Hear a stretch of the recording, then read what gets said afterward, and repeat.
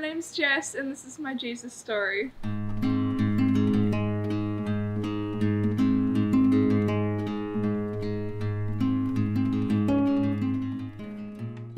I'm 14, I go to McKellar, I'm in year 9, I like sport, music, and I have a cockatiel called Chicken. I grew up in a non-religious family and for most of my life I didn't know what Christianity was. At school I was always put into non-religion or ethics classes, but in year 3 I met Samantha Menzies and she invited me to Lighthouse, so I came.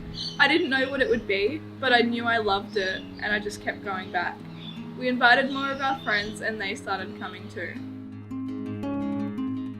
At the end of year 6, I started to think about what Jesus meant to me. I asked my family what they thought because they all went to religious schools, but they proceeded to tell me that they didn't believe in God. In 2017, I went to summer camp and Mitch gave me a Bible. During the talks, I started to write down little notes on the pages that I still look back on. The Bible started to mean something to me. In year 7, I became very depressed and I was starting a new school with no friends and I cried almost every day before going. Youth became the highlight of my week and I counted down the days until I could go. I love the people there, I love my leaders, and I love to learn more about God. I started to read my Bible more regularly and it made me happier and I was excited to learn new things. At the end of the year, I was becoming happier due to how reading God's Word made me feel. I was soon enough preparing for Summer Camp 2018, which I even brought one of my friends to. Summer Camp 2018 pretty much changed my life. On the last night, the talk seemed to have struck a chord with me. After it, everybody was holding each other and singing the lyrics to the songs in unison.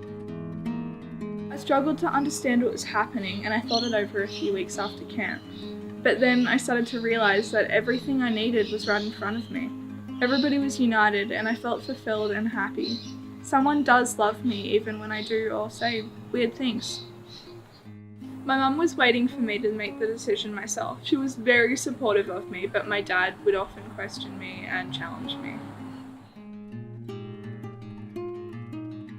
I started to attend Soul Revival, but halfway through the year I stopped. It was becoming harder again.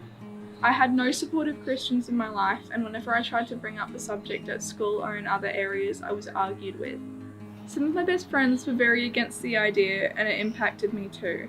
It's hard to stay fully committed when everyone around you is trying to tell you you're wrong for the belief that makes your life have a purpose.